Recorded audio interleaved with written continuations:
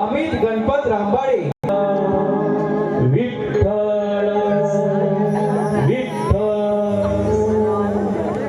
पंढरपूर नगरातील विठ्ठल भक्त विठ्ठल पंत आणि रुक्मिणी यांचा विवाह झाला, परंतु संसारात मन न लागल्याने विठ्ठल पंतांनी संन्यास घेतला. गुरूंच्या आज्ञेने ते पुन्हा संसारात आले. त्यांच्या कुशीत जन्मले 4 दिव्य संत. संत निवृत्तीनाथ, संत ज्ञानेश्वर, संत सोपानदेव आणि संत मुक्ताबाई. तत्कालीन धर्मपंडितांनी त्यांना मान्यता नाकारली. बहिष्कार, तिरस्कार आणि अपेक्षेने छळले. आपल्या मुलांच्या भविष्यासाठी आई वडिलांनी देहांत प्रायचित्त म्हणून जलसमाधी घेतली. तरीही मुलांना न्याय मिळाला नाही आणि मग या 4 भावंडांनी सुरू केली खरी यात्रा ज्ञानाची, भक्तीची आणि समाजाला नवा मार्ग दाखवण्याची हीच अद्भुत कथा संत श्रेष्ठ ज्ञानेश्वरांच्या जीवनगाथेची आज आम्ही नाट्य रूपाने तुमच्या समोर सादर करीत आहोत. मंडळी, तुमच्या समोर सादर करीत आहोत. विठ्ठल विठ्ठल विठ्ठल विठ्ठल विठ्ठल विठ्ठल विठ्ठल विठ्ठल विठ्ठल विठ्ठल विठ्ठल विठ्ठल ये गदा तरी यावे पंढरी, ये गदा तरी यावे पंढरी, भेटावया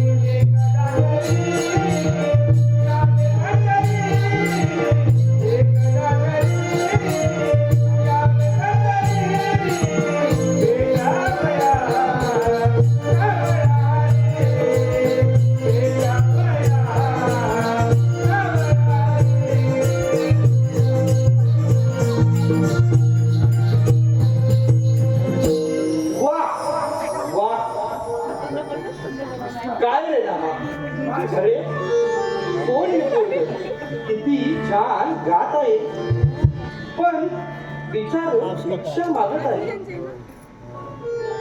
अहो बिचारा कुठलं हे त्या संन्यासाचा पोर आहे तो नाही का विठ्ठल पंत.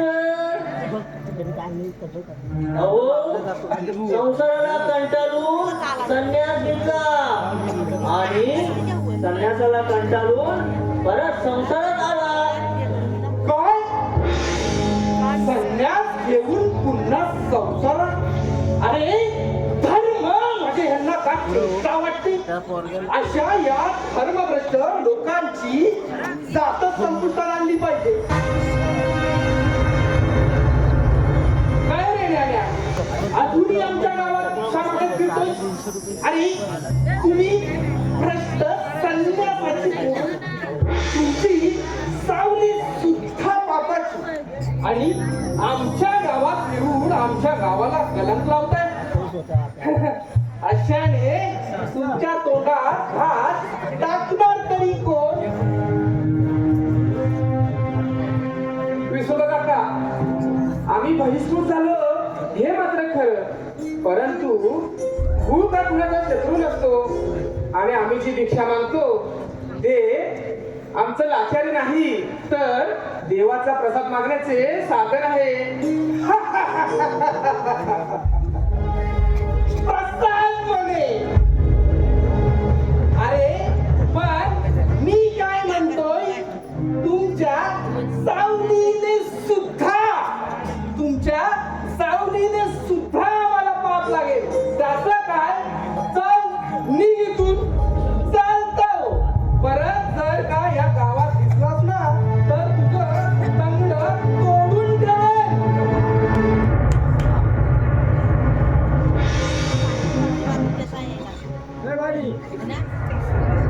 आणि हे काय पाहतोय मी? अरे कोण ही मूर्ख लोक आहेत ती यांना भिक्षा देत आहेत?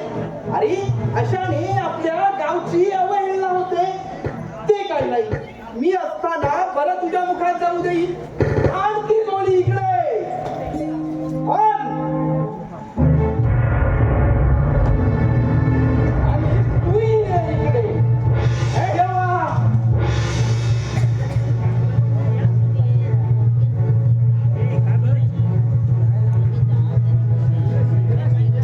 देवा, माझ्या निरागस पोटाला एवढा तिरस्कार का?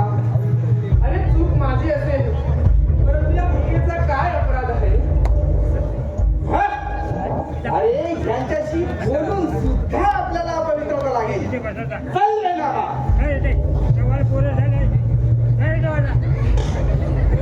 दुःख दुःख भोगता रे, दुःखाची नाही कुणाला. दुःख भोगता रे, दुःखाची नाही कुणाला. सारे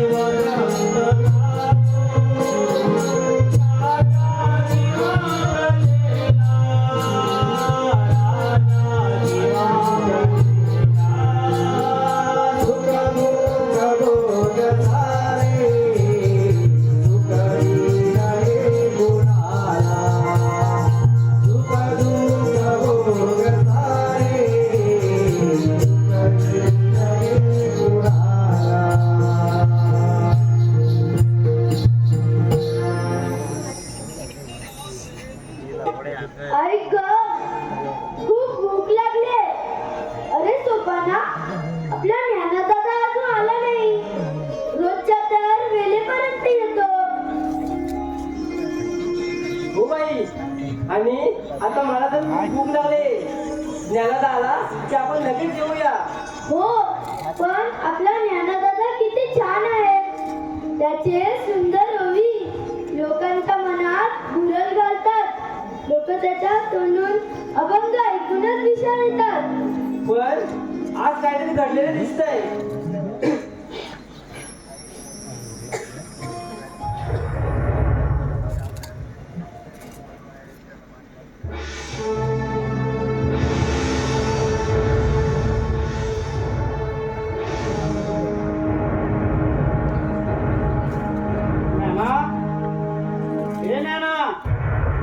काय झालं रे? दार उघड.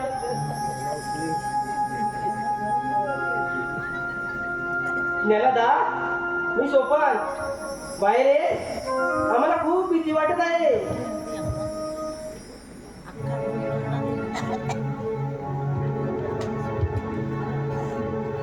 अरे ज्ञानदादा, माझ्या प्रेमळ भावा, आज तुला रागवण्यासारखं झालं तरी काय? काही झालं असेल तरी ते विसरून जा. तुझं असं रडणं आम्हाला सहन होत नाही. तू तुझ्यासाठी नाही, आमच्यासाठी तरी बाहेर ये. आमच्याशी हसून बोल. आई बाबा तर आपल्याला अर्धा सोडून गेले. आता निर्विलीत ना, आणि तू आमचे आई वडील आहात. मला माहित आहे तू आमचं मोठं छत्र आहे. तुझं असणं हे तर आमचं सुख आहे दादा. बाहेर ये ना दादा, बाहेर ये ना. माझवरी दया करा, माझवरी दया करा. ताटी उघडा ज्ञानेश्वरा, ताटी उघडा ज्ञानेश्वरा. माझवरी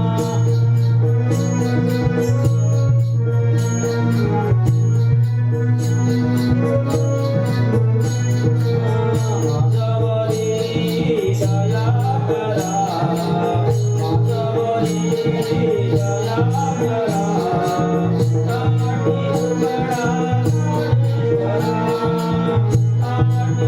उघडा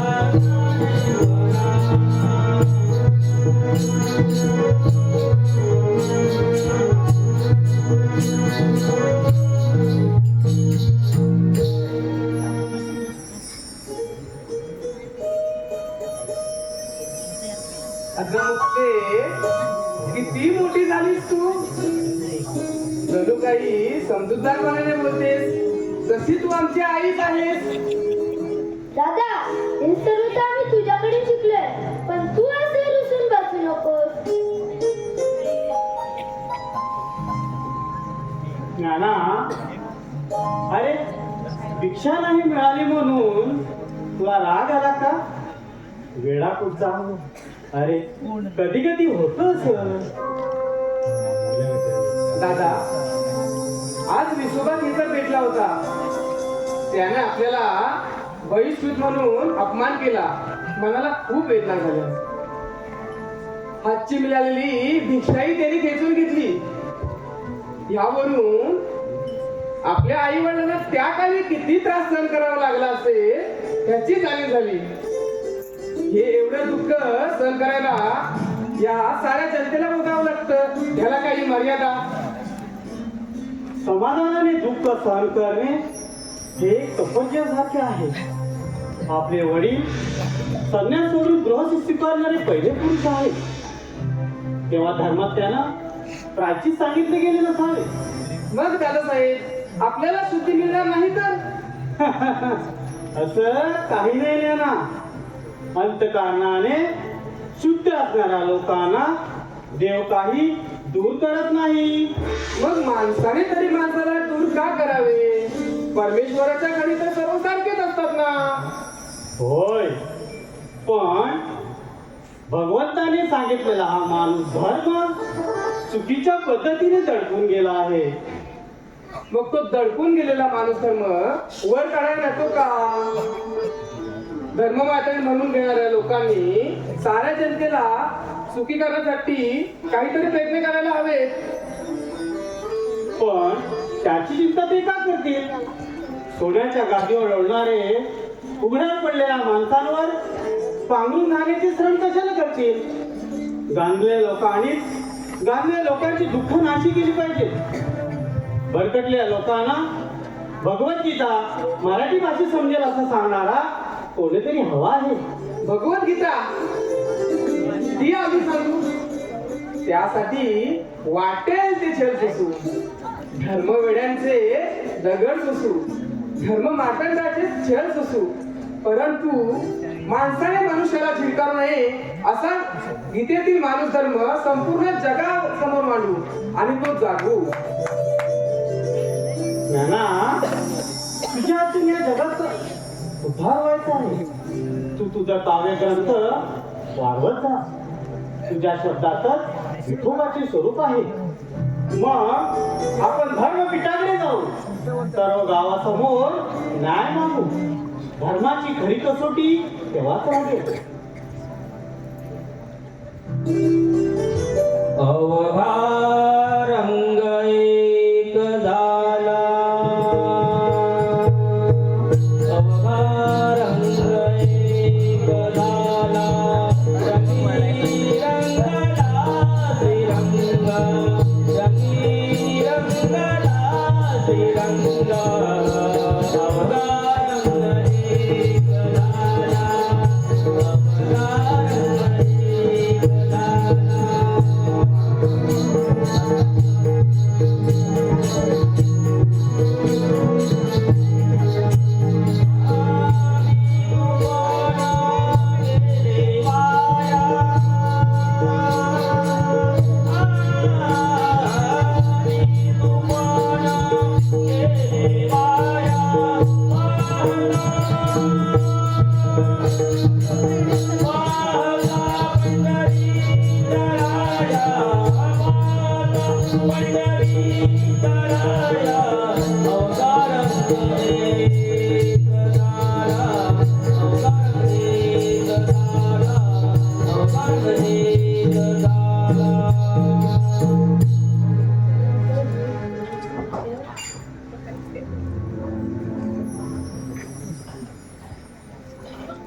हा गाव नाचलाय त्या पापी भटाच्या पोरांना लोक भिक्षा देतात. अरे भ्रष्ट संन्यासाच्या पोटच्या पोरांना कुणीला खायला घालावं. तुम्हाला ते पुण्याचं गाव वाटत असेल. अरे पण पाप आहे ते पाप. मी तर आता सांगून सांगून थकलोय. त्या पापी भटाच्या पोरांच्या परशाने सुद्धा आपली धर्मशुद्धी बिघडेल.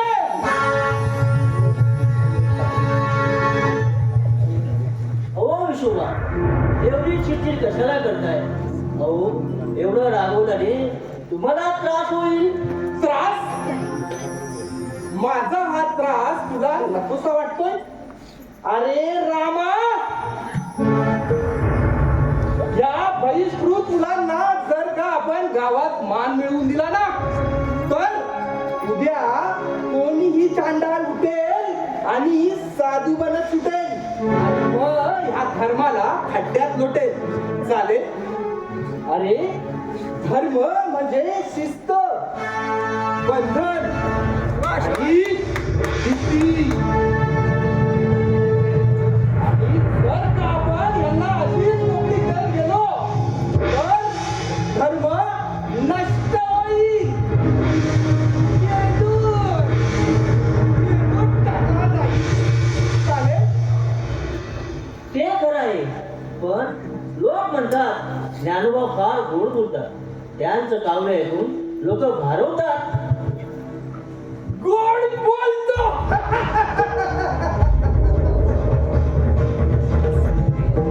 अरे विषाला जरी साखरेत बुडवून दिले तरी ते विषच राहते. बोलतो पण मी शोधतो. त्याच्या ओव्या लोकांना फसवतात पण याच ओव्या धर्माचा पाया खणण्याचे काम करत आहेत. आणि अशा पोरांना मान देणं म्हणजे धर्मद्रोह. तुमचं म्हणणं पडतंय, पण मग यावरती उपाय काय? उपाय उपाय एकच, ह्या पोरांच्या हातातून झोळी काढून घ्यायची. त्यांना गावाच्या दारात शिरू द्यायचे नाही. आणि जो कुणी यांना भिक्षा देईल त्याला सुद्धा बहिष्कृत करायचे. अरे धर्म वाचवायचा म्हणजे कठोर व्हावेच लागेल. गोड बोलणाऱ्या त्या दृष्टांना मी गप्प बसू देणार नाही.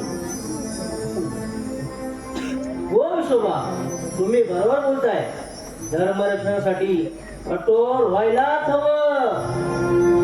ठरलं तर मग गावभर फिरायचं, लोकांमध्ये जनजागृती करायची.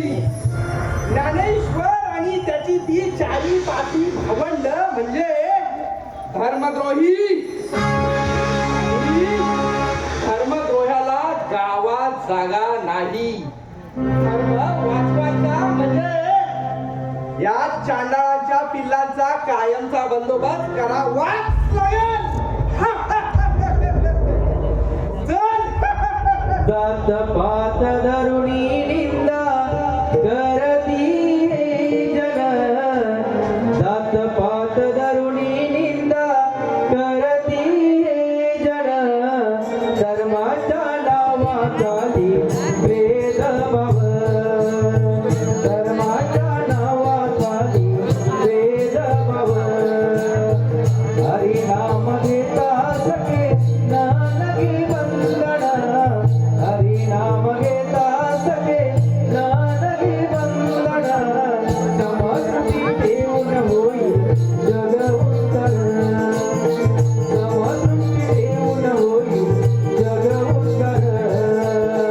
समृद्धी देऊन होईल जग उत्तर.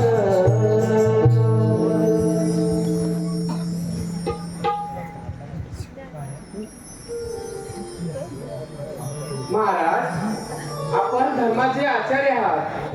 आम्ही आपल्या धर्मी न्याय मागण्यासाठी आलो आहोत. पुरांनो, तुमची अवस्था आम्हा ठाऊक आहे.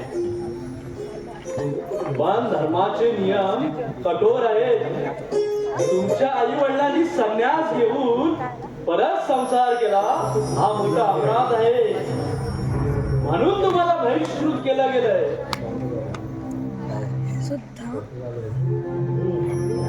मी निवृत्तीनाथ, हा नैना माझा लहान भाऊ.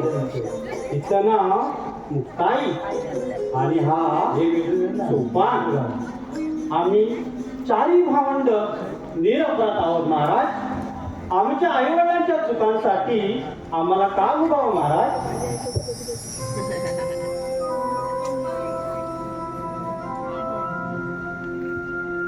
महाराज, आपण म्हणता अपराध झाला, पण त्यांचं माहिती का आमच्या एवढ्याने दिलं नाही का?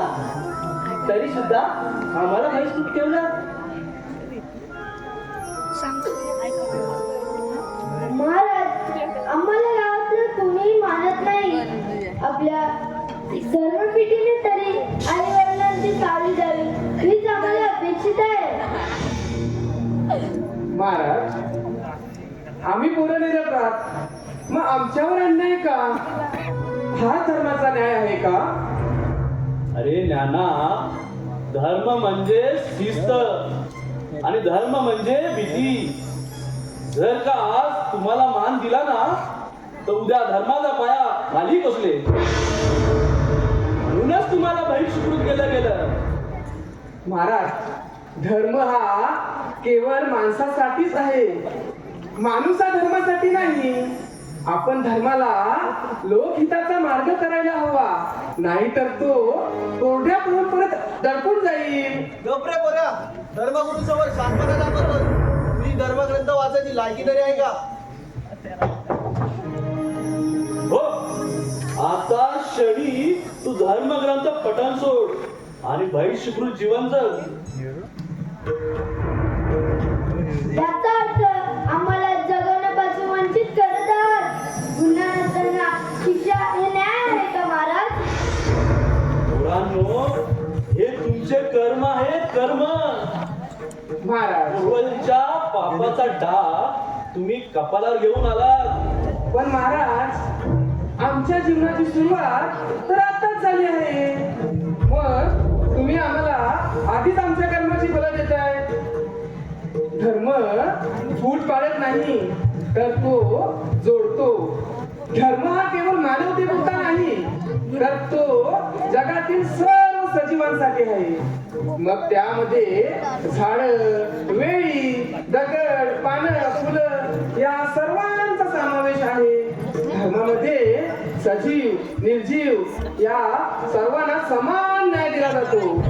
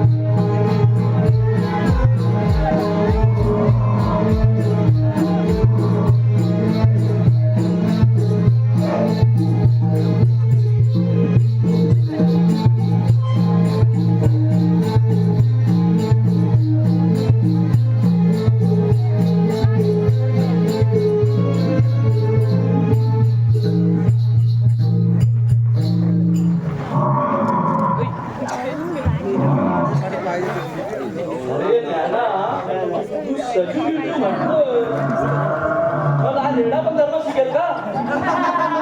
आता रेणा पण धर्म शिकणार का? महाराज, प्रेम भावाने पाहिलं तर हा रेडा सुद्धा धर्म सांगेल. याचा आणि माझा धर्म एकच आहे.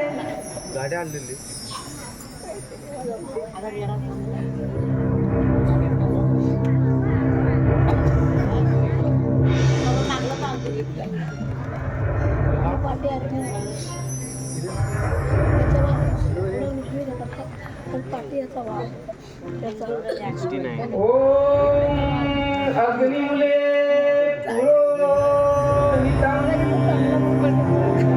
ऋतुर्जं भूतारं रत्नभातं.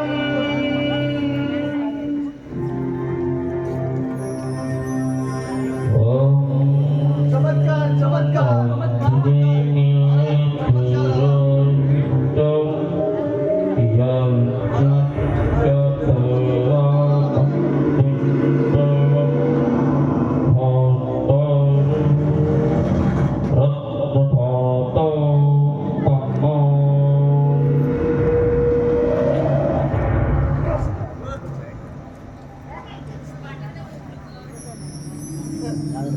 मुलांनो, आम्ही चुकलो.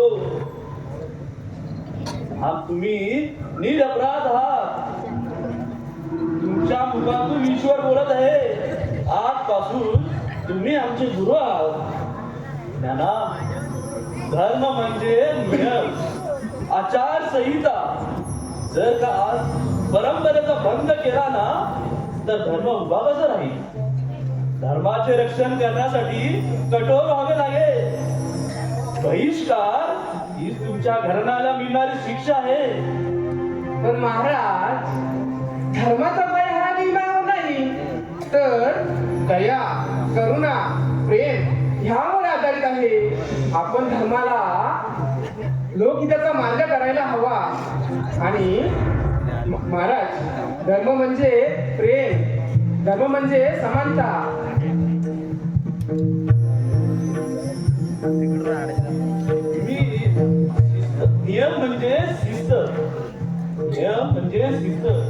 आज जर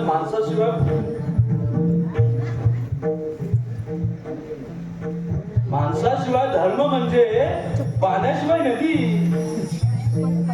पण महाराज, पाण्याशिवाय नदीला जशी किंमत नाही तशीच माणसाशिवाय धर्मालाही किंमत नाही. धर्म हा केवळ माणसापुरताच आहे. माणूस हा धर्मासाठी जन्मला नाही. तुमचा अर्थ काय देवा? माणसाशिवाय धर्माला किंमत नाही महाराज, उलट माणसामध्येच देव आहे. जगातील सर्व प्राणी मात्रांना मानव जीवाला जगण्याचा अधिकार आहे. आपण धर्माला लोकहिताचा मार्ग करायला हवा आणि तोच धर्म जर माणसाला उपदेश किंवा अहिंसा शिकवत असेल तर धर्मात उरला होते. तुमचे शब्द हृदयाला भिडतात. तुमच्या बोलण्यामध्ये खरी करुणा आहे. कदाचित आम्ही या परंपरेत अडकलो आहोत. तुम्ही प्रत्यक्ष आम्हा अज्ञानांना या चक्रातून बाहेर काढा. महाराज, धर्म म्हणजे प्रेम, धर्म म्हणजे समानता आणि धर्म म्हणजे लोकांचेच कल्याण. हाच खरा संदेश. हे ज्ञानी बोल, हीच खरी संत सत्ता आहे. ज्ञाना, आजपासून तुझे नाव माऊली साऱ्या जनांची आई. ज्ञानेश्वर माऊली की, ज्ञानेश्वर माऊली की, ज्ञानेश्वर माऊली की.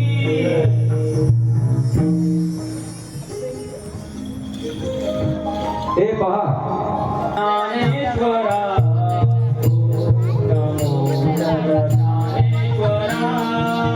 ज्ञानेश्वरा नमो ज्ञानेश्वरा, ओम नमो ज्ञानेश्वरा.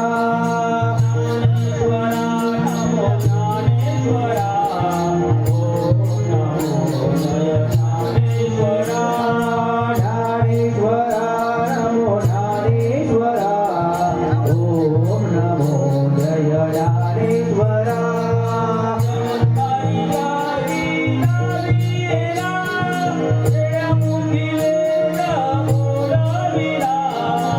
संस्कार लागी झालीला, रेडामुखी वेद बोलविला.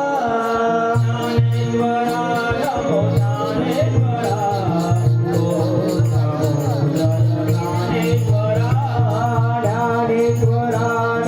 ज्ञानेश्वरा, ओम नमो जय ज्ञानेश्वरा.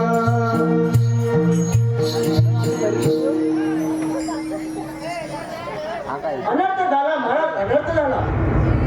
संपूर्ण धर्मपीठ नतमस्तक झाले त्या ज्ञानाच्या चरणी. काय धर्मगुरु ते तर कोपडे होऊन बसले असतील. त्या 4 पोरांच्या अडत्यात बोलल्याने नाही का? नाही महाराज, उलट त्यांच्या बोलण्यानं आणि त्यांच्या चमत्काराने संपूर्ण धर्मपीठ नतमस्तक झाले. गावकरी ज्ञानेश्वर माऊली, ज्ञानेश्वर माऊली अशी गर्जना करत दिंडी काढत आहेत. म्हणजे आता ही पोरं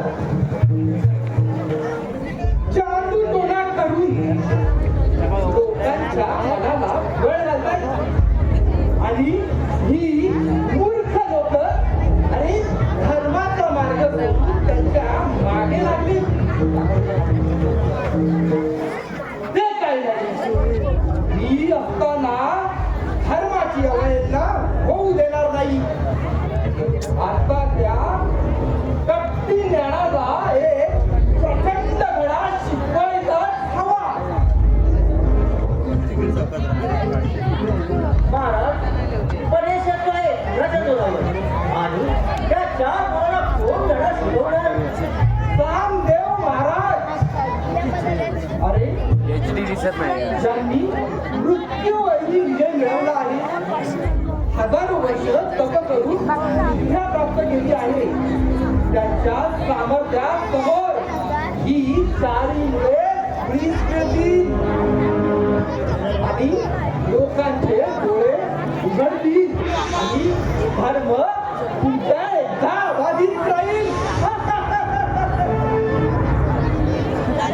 नाही महाराज, आपण त्यांची भेट द्यावी, नाहीतर सर्व गावकरी त्या भाऊच्या मागे जातील. हो, लवकरात लवकर हा विसोबा त्या चांगदेवांना घेऊन येईल आणि त्या ज्ञानेश्वरांना घेऊन जाईल. हे मी ठरवलं आहे. धर्माचा बदला घेतल्याशिवाय मी स्वस्त बसणार नाही.